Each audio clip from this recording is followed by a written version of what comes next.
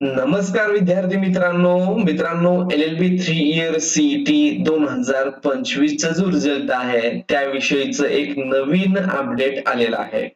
मित्रांनो, हा सीईटीचा रिझल्ट हा आता गेल्या वर्षीपासून पर्सेंटाईल मध्ये येतोय, जे की पर्सेंटेज पेक्षा अतिशय वेगळं आहे. मग हे पर्सेंटाईल काय असतं आणि याच्याविषयीचं जे नॉर्मलायझेशन डॉक्युमेंट आहे ते आपल्या LLB 3 इयर म्हणजे सीईटीच्या ऑफिशियल वेबसाईटला आलेला आहे. आणि हा पर्सेंटाईल मध्ये रिझल्ट कसा लागणार आहे, तुमचं पर्सेंटाईल कसं ठरवलं जाणार आहे आणि पर्सेंटाईल आणि पर्सेंटेज याच्यामध्ये काय फरक आहे याविषयीची माहिती आज आपण या व्हिडिओमध्ये घेणार आहोत. मित्रांनो, मी प्राध्यापक डॉक्टर वैभव इंगळे, स्वागत आहे तुमचं आपल्या इन्फॉर्मेशन कट्टा या युट्यूब चॅनल मध्ये. मित्रांनो, व्हिडिओ सुरू करण्यापूर्वी तुम्ही जर चॅनलला नवीन असाल तर चॅनलला सबस्क्राईब करून ठेवा. आपल्या व्हॉट्सअप आणि टेलिग्राम चॅनलला जॉईन करून घ्या. असेच नवनवीन माहितीपूर्ण व्हिडिओ तुम्हाला मिळत राहतील. चला तर मित्रांनो, सुरू करूया व्हिडिओ. मित्रांनो, आपण जेव्हा सीईटी सेलच्या ऑफिशियल वेबसाईटला येऊ तर तुम्हाला इथे स्क्रोल डाऊन करून खाली गेल्यानंतर दिसत असेल की या ठिकाणी LLB 3 year CET 2025 normalisation document LLB 3 year CET 2025. तर मग आता नॉर्मलायझेशन प्रोसेस काय आहे ते आपण पाहणार आहोत. आणि हे डॉक्युमेंट जे तुम्ही पाहिलं तर एक डॉक्युमेंट या ठिकाणी दिलेलं आहे आणि इथे एक फॉर्म्युला दिलाय, इथे काही आकडे आहेत, त्याचे मार्क आहेत आणि इथं पर्सेंटाईलचा स्कोर हा तुम्हाला दिलेला दिसत असेल. तर अशा प्रकारे हा पर्सेंटाईलचा स्कोर असणार आहे. तो नेमका कसा काढला जातो आणि हे पर्सेंटाईल का आणलेलं आहे, पर्सेंटेज का बंद केलं. तर मित्रांनो, आपली लॉची 3 इयरची एक्झाम जी असते ती मल्टिपल सेशन मध्ये होते. 2 दिवस ही चालते आणि 2 दिवसामध्ये 3 शिफ्ट होतात. एका दिवसामध्ये सकाळ दुपार संध्याकाळ, दुसऱ्या दिवसामध्ये परत सकाळ दुपार आणि संध्याकाळ. मग बऱ्याचशा विद्यार्थी मित्रांच्या कंप्लेंट येतात की आमचा पेपर सोपा होता किंवा आमचा पेपर अवघड होता, सकाळच्या बॅचचा सोपा होता, आम्हाला तो जर पेपर मिळाला असता तर आम्हाला जास्त मार्क मिळाले असते, आम्हाला हा पेपर आल्यामुळे आम्हाला कमी मार्क मिळालेले आहेत. तर यामुळे होतं काय की विद्यार्थ्यांच्या मनामध्ये थोडस संभ्रम निर्माण होतो किंवा चीड येते की आम्हालाच पेपर अवघड आला. मग हा सोपा आणि अवघड हे एकूण त्याचा मार्कावरती इफेक्ट होतो. ज्यांचा पेपर सोपा असेल त्यांना जास्त मार्क्स मिळतील, त्यांचं पर्सेंटेज जास्त होईल. आणि ज्यांचा पेपर अवघड असेल त्यांना मार्क्स ऑटोमॅटिकली कमी मिळणार आहेत आणि त्यांना पर्सेंटाईल देखील कमी येतील, त्यांचे पर्सेंटेज देखील कमी येतील. मग यावरतीच उपाय म्हणून जेव्हा मल्टिपल सेशन मध्ये ह्या एक्झाम होतात आणि मग त्याची काठिण्य पातळी एखाद्याची कमी जास्त असू शकते, एक शिफ्टचा पेपर सोपा आणि दुसऱ्या शिफ्टचा पेपर अवघड, तर हे टाळण्यासाठी ही पर्सेंटाईलची मेथड ही आणलेली आहे. आणि ही मेथड काही नवीन नाहीये, ही पूर्वीपासून बऱ्याचशा एक्झाम मध्ये चालत आलेली आहे. PCM PCB ही जी एक्झाम आहे त्याच्यामध्ये हे चालू पूर्वीपासूनच होती. लॉ 3 इयरच्या सीईटी एक्झाम मध्ये ही गेल्या वर्षीपासून आलेली आहे, ज्याला नॉर्मलायझेशन मेथड असं देखील म्हटलं जातं. तर याच्यामध्ये काय केलं जातं पहा. तर इथं त्यांनी एक्झाम्पल दिलेला आहे आणि त्याचा फॉर्म्युला दिलेला आहे. हा रिझल्ट जो असतो हा 7 डेसिमल पर्यंत, म्हणजेच तुम्हाला समजा पॉइंट मध्ये तुमचं रिझल्ट येत असेल तर इथं त्यांनी दिलेला आहे पहा, 100 नंतर पुढे 7 हे डिजिट आहे, त्याला आपण डेसिमल म्हणतो. जसं 99.911978 इथपर्यंत आहे, 7 डेसिमल पर्यंत असतं. मग कोणाचं 18 असेल, कोणाचं 20 असेल, कोणाचं 91, कोणाचं 92, कोणाचं 91.18, 91.19 असं देखील पॉइंट मध्ये येऊ शकतं. तर मित्रांनो, अशा प्रकारे इथं जर आपण पाहिलं तर हा फॉर्म्युला दिलेला आहे. फॉर्म्युला काय आहे, total percentile is equal to 100 into number of candidates appeared from the session with a raw score equal or less than T1 score. म्हणजेच या ठिकाणी तुमचा स्कोर तुम्हाला इथे टाकायचा आहे. तुम्हाला किती मार्क्स भेटतील ते आता जेव्हा तो आपली आन्सर की येईल किंवा रिझल्ट येईल तेव्हा ते आपल्याला समजणार आहे. मग आपल्याला जे मार्क्स मिळालेले आहेत ते इथे टाकायचे आहेत, पण ते मार्क टाकण्याऐवजी काय करायचं की आपली रँक पाहिजे आपल्याला, जसं इथं दिलेलं आहे रोल नंबर वाईज रँक येईल 1 2 3 4 असं 20,000 40,000 तुमचा जो नंबर आहे. मग तुम्हाला भेटलेले मार्क्स किंवा तुम्हाला जे मार्क्स भेटले त्यामध्ये तुमचा नंबर जो आहे तो इथं तुम्हाला पाहायचा आहे. समजा मला 90 मार्क्स आहेत आणि एकूण विद्यार्थ्यांमध्ये माझा 20,000 नंबर आहे आणि एक्झामला 40,000 विद्यार्थी बसले असतील, तर मग 20,000 भागिले 40,000 गुणिले 100 असं येणार आहे. म्हणजेच 100 गुणिले number of candidates appeared in the session with raw score.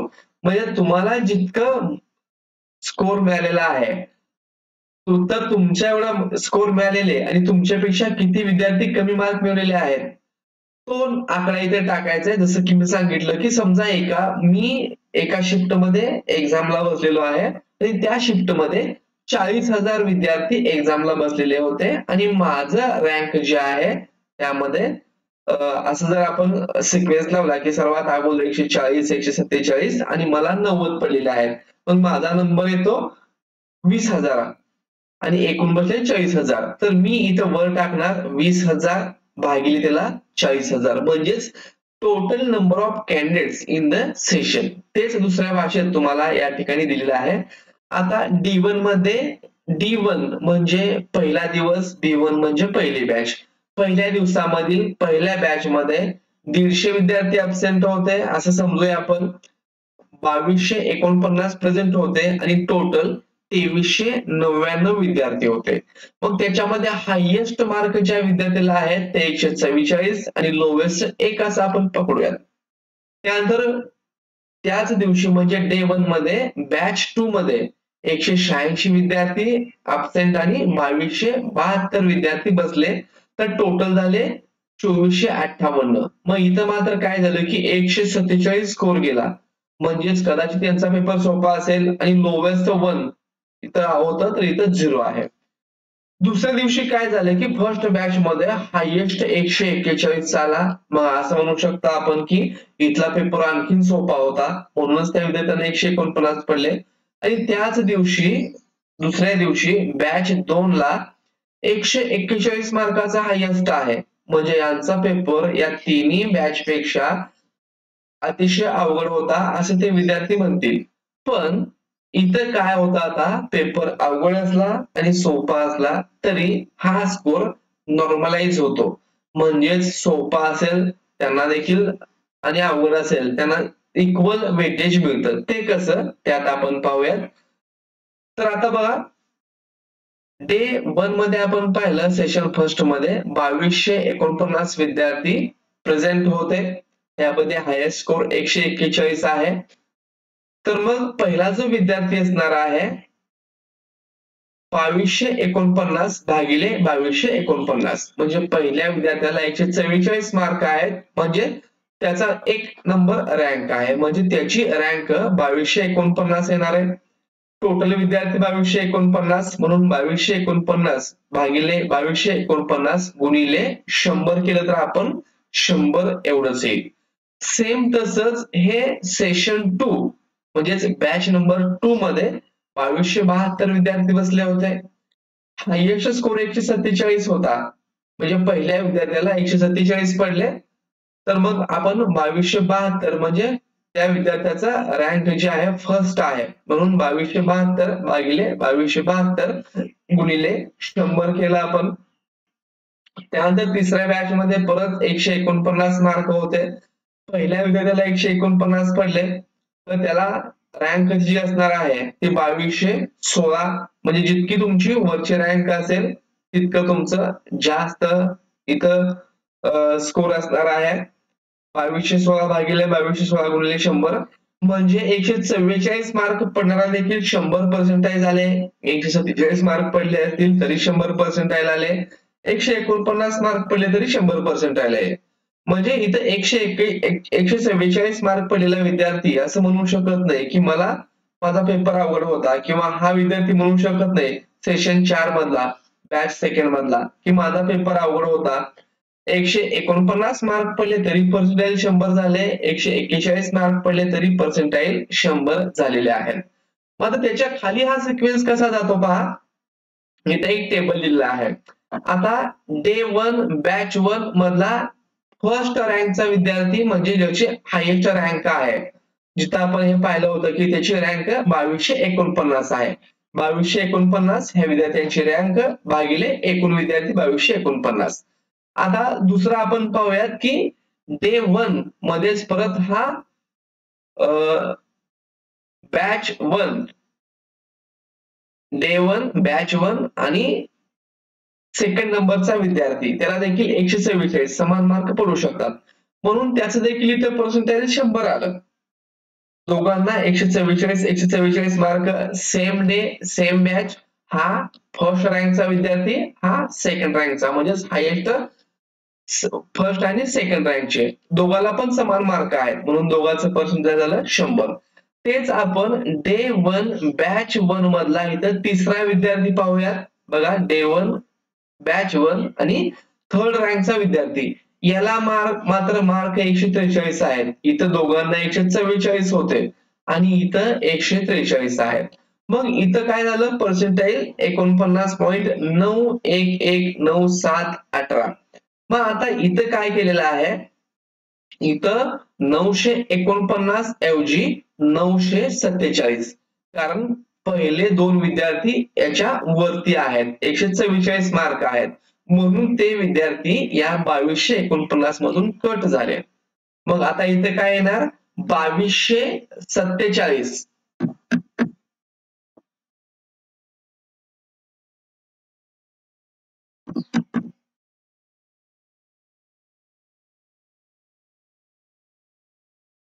बघा 2247, कारण दोन विद्यार्थ्यांना याच्यापेक्षा एक मार्क जास्त आहे, 144 आहे, आणि हा जो थर्ड रँकचा विद्यार्थी आहे त्याची रँक 2244 आहे.